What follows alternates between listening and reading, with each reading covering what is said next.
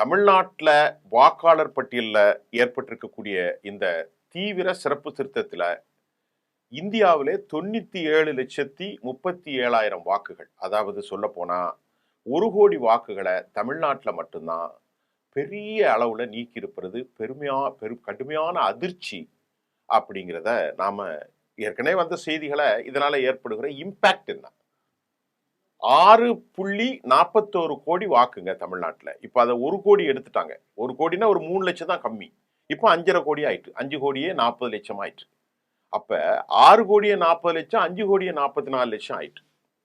இப்போ இதுல இதனால ஏற்படுகிற பாதிப்பு 21 வருஷத்துக்கு அப்புறம் தான் இந்த சிறப்பு எஸ்ஐஆர் ஸ்பெஷல் சீரியஸ்னஸ், அதாவது ஒரு ரொம்ப சீரியஸா நடந்த இந்த பணியை நடத்தி கிட்டத்தட்ட பீகார்ல கூட 60 லட்சத்துக்கும் அதிகமான வாக்காளர்கள் தான் நீக்கப்பட்டு கடைசியா 45 லட்சம் வாக்காளர்கள் நீக்கப்பட்டாங்க.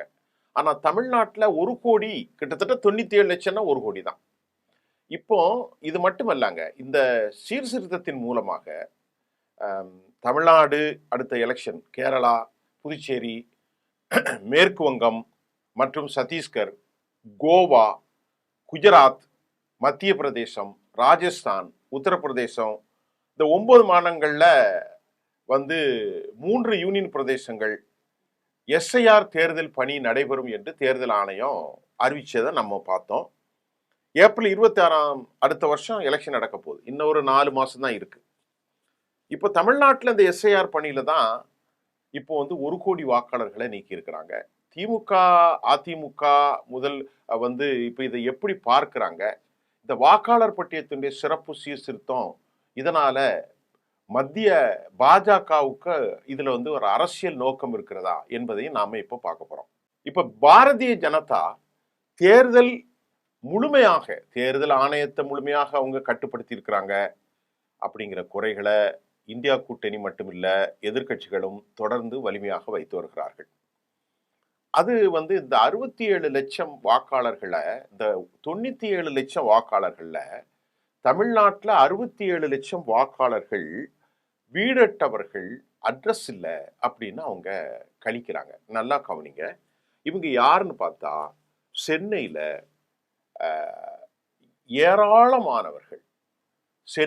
ஏராளமானவர்கள் குடிசைகளில் வாழ்பவர்கள், அதில் அட்ரஸ் இருக்காது. சாக்கடை ஓடுகிற அந்த கூவம் நதிக்கரையில் ஓடக்கூடிய ஏராளமான மக்கள் அவங்க வாக்களிப்பாங்க, அவங்களுக்கு அட்ரஸ் கிடையாது. நாடோடிகளாக இருப்பாங்க, வாக்களிப்பார்கள், அவர்களுக்கு அட்ரஸ் இல்லை. இப்படின்னு காரணத்தை காட்டி தான் இந்த 97 லட்சத்துல கிட்டத்தட்ட 67 லட்சம், கிட்டத்தட்ட 1 கோடியில 70% மக்கள், நல்லா புரிங்க, இது 70% மக்களுக்கு அட்ரஸும் இல்லை, வீடற்றவர்களாக இருக்கிறார்கள். அதாவது தமிழ்நாட்டில் வாக்காளர்களில் இத்தனை சதவீதம் பேர், 10% மேல் தமிழ்நாட்டில் 6.5 கோடியில 70 லட்சம் பேர் வீடு இல்லாம நடுரோட்டில் இருக்கிறான் அப்படிங்கிறத தேர்தல் ஆணையம் சொல்லுது. இந்த 67 லட்சம் போக மீதி 30 லட்சம் பேர்களில் அவர்களில் இறந்தவர்கள் இருக்கிறார்கள், டிஸ்பிளேஸ்ட் ஆனவங்க இருக்கிறாங்க. ஒரு தொகுதிக்கு மேல் மற்ற 2 தொகுதிகள் 3 தொகுதிகள் அவர்கள் வாக்குப்பதிவு செய்யப்பட்டு இருக்கிறாங்க. அப்ப இதுல என்ன கேள்வி அப்படின்னா, 97 லட்சம் பேரில் 1 கோடினே பேசுவோம் சார், அப்பதான் உங்களுக்கு புரியும் சார். 1 கோடி பேர்ல ஒரு 67 லட்சம் பேர் நீக்கி இருக்கிறாங்கன்னா இதற்கு பின்னணி என்ன, இதையும் நாம பார்த்துதான் ஆக வேண்டியிருக்கிறது. அப்ப அப்படி இருக்கிற போது இன்றைக்கு இந்த நடவடிக்கையின் மூலம் பாரதிய ஜனதா ஒரு விவகாரத்தை தேர்தல் கமிஷன் மூலம் முன்னெடுக்கிறார்கள். இப்ப நிறைய பேர் பேசுறாங்க, என்னன்னா இதுல என்ன தப்பு இருக்கு அப்படின்ட்டு அவங்க கேட்குறாங்க. இப்போ இதில் தப்புன்னா, என்றைக்குமே இந்தியாவை ஒரு மாற்று நிலையில கொண்டு வர்றதுக்கு தான் பிஜேபியும் சங்க பரிவாரும் ஆர்எஸ்எஸும் திட்டமிடுகிறார்கள். தமிழ்நாட்டில் திமுக ஊழல் செய்வது, அதிமுக ஊழல் செய்வது, வட இந்தியா முழுவதும் மத்திய அரசு ஊழல் செய்வது தவிர்க்க முடியாது. அப்போ ஊழல் திமுக மட்டுமல்ல, அதிமுக மட்டுமல்ல, ஊழலின் மறு உருவமாக பாஜகவின் அனைத்து உறுப்பினர்களும் மேல்மட்டத்திலிருந்து கீழ்மட்டம் வரைக்கும் ஊழல் செய்யறாங்க. பாஜகவில் இருக்கக்கூடிய பிரதமர் மோடி மேலேயே வந்து ஊழல் வழக்குகள் இன்னைக்கும் இந்திய கோர்ட்டுகளால் தள்ளுபடி செய்யப்பட்டாலும் அது பிரான்ஸ்ல வந்து டெசால்ட் அந்த நிறுவனத்திற்கும் இந்தியாவில் ஹெச்ஏஎலுக்கும் நடைபெற்ற ரஃபேல் விவகாரங்களில் அப்பப்ப குரல்கள் எழும்புகிறது ஒன்று. அப்புறம் தனியாருக்கு இவர்கள் தாரை வாய்ப்பதன் பின்னணி என்ன? அம்பானி, ஆதானி மற்றும் இந்த மாதிரியான ஆட்களை மட்டும் கையில் வைத்துக் கொள்வதன் பின்னணி என்ன? பல கோடிக்கணக்கான ரூபாய்கள் போகிற சொத்துக்களை இவர்களுக்கு மட்டும் சில ஆயிரங்களுக்கு ஆயிரக்கணக்கான 2000 3000 ஏக்கர் கொடுப்பதன் பின்னணி என்ன? அப்போ ஊழலை பத்தி பேசுவதற்கு அவர்களுக்கு அருகதையே கிடையாது. யாருக்கும் அருகதை கிடையாது. திமுகவுக்கு அருகதை கிடையாது, அதிமுகவுக்கு அருகதை கிடையாது, பாரதிய ஜனதாவுக்கும் அருகதை கிடையாது. இதுல எந்த விதமான சந்தேகமோ எதுவுமே கிடையாது. இப்ப பாஜக என்ன நினைக்கிறாங்கன்னா, அதாவது ஹிந்துத்துவ விஷயம் பல நடவடிக்கைகளை மேற்கொண்டு இந்தியா முழுவதும் தமக்கு சாதகமான ஒரு நிலையை ஏற்படுத்தி கொள்ள வேண்டும். இதுதான் அவர்களுடைய நிலம். எஸ்ஐஆர் என்பது பல பேர் சொல்கிறாங்க, அது நடந்தது உண்மைதான். அது நடக்க வேண்டிய முறையில் நடக்கிறது. அதிலும் எந்த விதமான சந்தேகமும் இல்லை.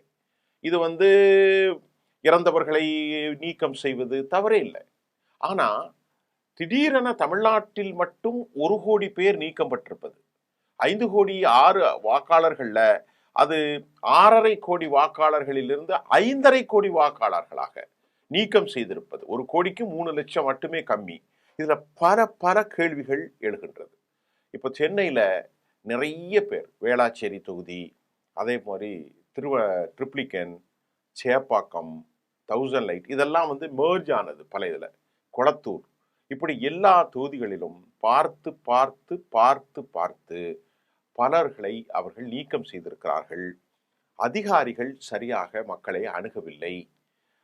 அவர்கள் அணுகும்போது இந்த கூலி தொழிலாளர்கள், தலித் சமூகத்தை சார்ந்தவர்கள் வேலைக்கு போயிருக்காங்க. அப்ப தலித்துகளுடைய வாக்குகள் சென்னையை பொறுத்தவரை பிஜேபிக்கு எப்பவும் கிடைக்காது. அது திட்டமிட்டு சென்னையில அவர்கள் மடக்கியிருக்கிறார்கள்.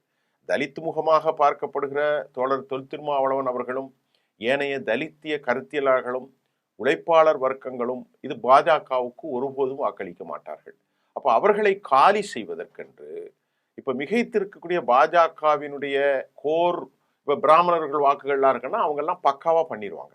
தென் சென்னை எடுத்துக்கிட்டாலும் சரி, மத்திய சென்னை எடுத்தாலும் சரி, அப்புறம் மாதிரி வடசென்னையில மட்டும் ஏராளமான வாக்காளர்கள், புளியந்தோப்புல இருந்து, அப்புறம் சூளை அந்த பகுதியிலிருந்து, வண்ணாரப்பேட்டை, இந்த மாதிரி விவகாரத்தில். இப்போ ட்ரிப்ளிகன்ல ஒரு பகுதியில் பார்த்தசாரதி கோயில் அந்த பக்கத்தில் பிராமின்ஸ் இருப்பாங்க, மற்றொரு பக்கம் முஸ்லீம்கள் இருக்கிறாங்க. இப்போ இவர்களின் வாக்குகளும் தலித்துகளின் வாக்குகளும் ஏராளமாக நீக்கியிருப்பதாக தகவல்கள் வருகிறது.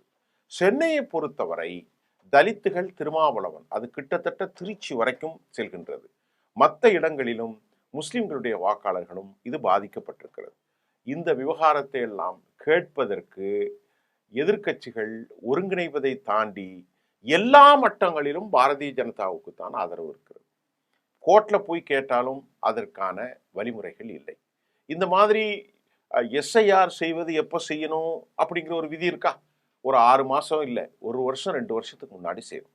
2026 எலெக்ஷன்னா 2023 24க்குள்ள முடிச்சிருக்கணும்.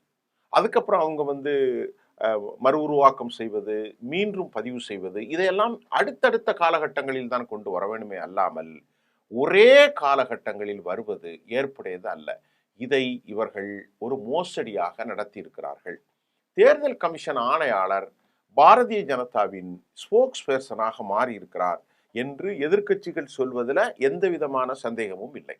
ஏன்னு கேட்டா, அவர் ஞானேஸ்வரர் குமார் 370 ஆப்ளிகேஷன் செய்கின்ற போதும் ராமர் கோயிலுடைய வழக்கு விவகாரத்தை முன்னின்று நடத்தி அதற்கான தரவுகள், தொல்பொருள், அந்த தொல்லியல் ஆய்வுகளை எல்லாம் வடிவமைத்து கொடுத்தது, 370 ஆப்ளிகேஷன் டிராப்ட் வடிவமைத்தது எல்லாமே இவர் தான்.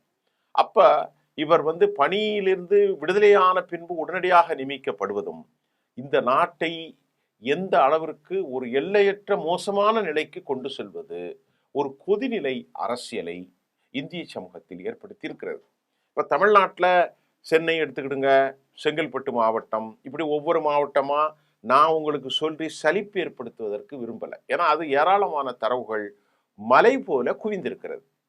தஞ்சாவூர் எடுத்துக்கிட்டாலும் சரி, மதுரை, திருச்சி, அந்த பக்கம் எல்லா இடங்களிலும், கோவை பகுதிகளில், இப்படி எல்லா கோயம்புத்தூர்லலாம் நிறைய வாக்காளர்கள் நீக்கப்பட்டிருக்கிறார்களாக சொல்லப்படுகின்றது. அதே மாதிரி சென்னை புறநகர்களில் இப்படி எல்லா இடங்களிலும் குறிவைத்து அவர்கள் நீக்கப்பட்டிருக்கிறார்கள். இதற்கு பின்னணி தகவல்கள் இல்லாமல் அல்ல. ஏனென்று சொன்னால், அதிகார வர்க்கத்தின் கைப்பாவைகளாக இந்தியாவில் எடுத்துக்கொண்டால் தேர்தல் ஆணையம் மாறி இருக்கிறது. ரொம்ப வருத்தத்தோடு பதிவு செய்கிறேன், நீதிமன்றத்தினுடைய நீதிபதிகளும் கூட அடிப்படைத்துவ ஹிந்துத்துவ கோராக மாறி இருக்கிறார்கள். இன்னைக்கு திருப்பரங்குன்றத்தில் நீதிபதி அவர் இப்படிலாம் பேச வேண்டியதில்லை. ஒரு பக்கம் இத்தனை வருஷமா அமைதியாக இருக்கிற ஒரு மண்ணை அவர்கள் மதமாற்றத்திற்கு நிலைப்படுத்தினார். அவர் பாஜகவின் ஸ்போக்ஸ் பர்சனா பேச வேண்டிய தேவையே கிடையாது. உண்மையிலேயே அந்த தீபகச்சோர்லாம் என்ன பிரச்சனை வந்துச்சு? மக்களுக்கு அப்படி பிரச்சனை வந்துச்சா? எந்த மக்கள் போய் கேட்டாங்க தீபம்? இப்ப என்ன பிரச்சனை? அவங்க ஒரு கோயில் இருக்கு, எல்லாரும் தமிழர்கள் தான். முஸ்லீம்களும் தமிழர்கள் தான், இந்துக்களும் தமிழர்கள் தான். அங்க இருக்கிற முக்குளத்தோர் சமூகத்தில தான் முஸ்லீம்கள் மாறினார்கள். எல்லாமே அப்படிதான் மாறினாங்க. அப்ப இதுக்கெல்லாம் ஹிந்துன்னு சொல்ற நீ அந்த மாதிரி ஒரு அடையாளத்துக்குள்ள செல்ல மாட்டா. அது வேற டாபிக். அப்ப அப்படி இருக்கும்போது தமிழ்நாட்டில் கொதிநிலை ஏற்படுத்துவதற்கும் தமிழகத்தில் தங்களுடைய வாக்கு வங்கியை அதிகரித்து காட்டுவதற்கும் இந்த நிலை அவர்கள் பயன்படுத்தியிருக்கிறார்கள். இது இந்த எலெக்ஷன்ல பெரும் தாக்கத்தை ஏற்படுத்துமா என்றால் ஏற்படுத்தும். தலித்துகளின் வாக்குகளும் இஸ்லாமியர்களின் வாக்குகளும் பெரும் பாதிப்புக்கு உள்ளாகி இருக்கிறது. சென்னையில் டென்ட்டாக வாழுகிறோம். வடசென்னை மற்றும் பல பகுதிகளில் முஸ்லீம்களும் தலித்துகளும் நெருக்கடியாக வாழ்க்கை. உதாரணத்துக்கு நீங்க பார்த்தா ட்ரிப்ளிகன் எடுத்துக்கிடுங்க, அதே மாதிரி சேப்பாக்கத்துக்கு எடுத்துக்கிடுங்க, முன்னாள் 1000 லைட் எடுத்துக்கிடுங்க, துறைமுகத்தை எடுத்துக்கிடுங்க, மண்ணடி பகுதி எடுத்துக்கிடுங்க, அந்த மாதிரி மணலி, ராயபுரம், எல்லா இடங்களிலும் மீனவர்கள் தலித்துகள் எல்லாரும் வாழ்கிறார்கள். இவருடைய வாக்குகள் தண்டையார்பேட்டை எல்லாமே நீக்கப்பட்டிருக்கிறது. அப்ப அவர்களை நீக்கிவிட்டு 1 கோடி வாக்காளர்களை தமிழ்நாட்டில் நீக்கியிருக்கிறீர்கள் என்றால் இதற்கான பின்னணி காரணங்கள் என்ன? சரி, அப்படி என்றால் தமிழ்நாட்டில் 1 கோடி பேர்ல 70 லட்சம் பேருக்கு வீடு இல்லையா? இந்த கேள்வி வரும்ல. இப்ப 70 லட்சம் பேருக்கு தமிழ்நாட்டில் வீடு இல்லாமையா இருக்கிறான். அப்ப 67 லட்சம் வாக்காளர்களுக்குன்னா அப்ப 70 லட்சம் பேருக்கு தமிழ்நாட்டில் வீடு இல்லை. அப்படி ஒரு தமிழ்நாட்டில் இல்லை. அந்த அந்த இதற்கு கீழே வாழக்கூடியவர்களுக்கு கூட புறநகர் பகுதிகளில் வீடு இருப்பதை நாம் பார்க்க முடிகிறது. இது முழுக்க முழுக்க வெற்றி பெறுவது திராவிட இயக்கங்கள்னா அதிமுக, திமுக எல்லா கட்சியும் தான்.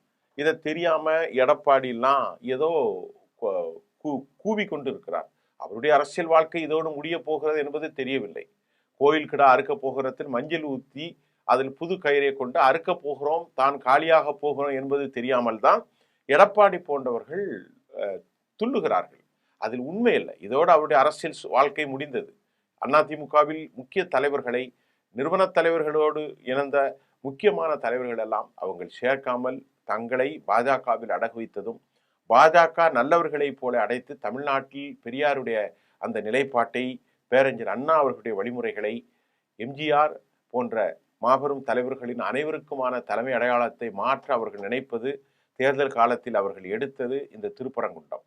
இதே போன்று வாக்காளர்களை பயன்படுத்தி தலித் முஸ்லிம்கள் வாக்கை நீக்கியிருப்பது, 70 லட்சம் பேருக்கு தமிழ்நாட்டில் தங்குவதற்கு இடமில்லை, பிளாட்ஃபார்ம் முகவரியற்றவர்கள் என்று சொல்வது பல சர்ச்சைகளை ஏற்படுத்தியிருக்கிறது. உண்மையிலேயே இந்தியா முழுவதும் ஹிந்துத்துவா RSSனுடைய கைகள் ஓங்கியிருக்கிறது. Central bureau of investigation, enforcement directorate, income tax மற்றும் உண்டான கலால் மற்றும் மதுவிலக்கு எல்லா பிரிவுகளையும், தேர்தல் கமிஷன், நீதிமன்றங்கள் எல்லாம் அவர்கள் வளைத்து போட்டிருப்பது இந்தியாவுக்கு நல்ல செய்தி இல்லைங்கிறத மட்டும்தான் நான் சொல்ல முடியும். இதுல ஒரு பக்கம் அந்த பக்கம் இந்த பக்கங்கள்லாம் இல்லைங்க, இதுதான் சரியான பக்கங்க. பாருங்க, இந்த செய்தியை தாண்டி வேற எந்த செய்தியும் இல்லை. இந்த SIRக்கு பின்பு சென்னை மட்டும் இல்லை, தமிழகம் முழுவதும் எல்லா மாவட்டங்களிலும் பெரும் பாதிப்பு ஏற்படுத்தியிருக்கிறது. கோவை மாவட்டத்தில் முஸ்லிம்கள் நிறைய இடங்கள் வாழ்ந்திருக்கிறாங்க. தஞ்சாவூரில் முஸ்லிம்கள் நிறைய வாழ்றாங்க. ராமநாதபுரத்தில் தலித்துகள் முஸ்லிம்கள், தஞ்சாவூர்ல தலித்துகள் முஸ்லிம்கள், சென்னையில் தலித்துகள் முஸ்லிம்கள் எல்லா பகுதியும் குறிவைத்திருக்கிறார்கள். இன்றைக்கு காலையில கூட திருமாவளவனுக்கு எதிரான செய்திகளை அவர்கள் பதிவு செய்கிறது. தலித் வாக்கில் பெரும் சரிவு என்ற செய்தி வந்திருக்கிறது. ஆக ஒரு ஆரோக்கியமற்ற போக்கை எடுப்பது நமக்கு சரியான முறையாக தெரியவில்லை. இது ஒரு பெரும் குழப்பத்தையும், இந்தியா நாளை பெரும் கொந்தளிப்பு நாடாக உருவாக்குவதற்கு எல்லா படிக்கட்டுகளையும் இந்த பாரதிய ஜனதா ஆளுகின்ற அதிகாரத்தில் அனைத்து அமைப்புகளும் சூறையாடப்பட்டு கொண்டே வருகிறது என்பதுதான் உண்மை. ஏன்னா நீங்க புரியுங்க, 70 லட்சம் பேருக்கு வாக்கு இல்லாம இல்லை. இப்பொழுது அவர்களுக்கு எந்த அடிப்படை தள்ளுபடி செஞ்சிருவாங்க. ஒரு 3 வருஷத்துக்கு முன்னாடியே முடிக்க வேண்டிய விவகாரத்தை 3 மாதத்திற்கு முன்பு இறுதி செய்யப்படுவது அவர்களுடைய திட்டமிட்ட ஒரு பார்வை, திட்டமிட்ட ஒரு சதி இதில் இருக்கிறது. நாம் அதிமுக, திமுக என்று பார்க்க வேண்டிய தேவை அல்ல. அதிமுகவோ, திமுகவோ, இடதுசாரிகளோ பார்க்க இல்லை. இவ்வளவு குறுகிய காலத்தில் இத்தனை வாக்காளர்களை நீக்கியது பெரும் சந்தேகத்தை ஏற்படுத்துகிறது. நன்றி.